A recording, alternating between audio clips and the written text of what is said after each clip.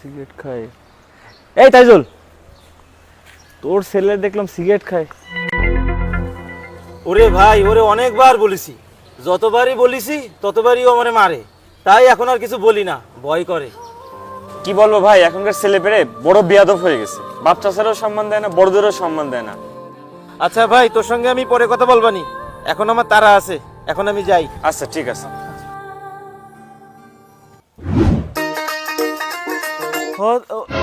তানভীর, সেই তুই আমার সামনেই সিগারেটটা খাচ্ছিস?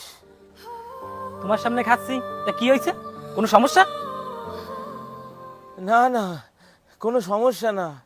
তো আমার মাজায় এই 7-8 দিন ধরে ব্যথা, তো তোর বউরে কইলাম আমি যে একটু কিছু ওষুধ আনতি, তা তুই কখন যাস কখন আসিস তা তো বাবা আমি টের পাই না, তাই একটু যদি ওষুধ আনতি আমার জন্য তাহলে আমার একটু ভালো হতো।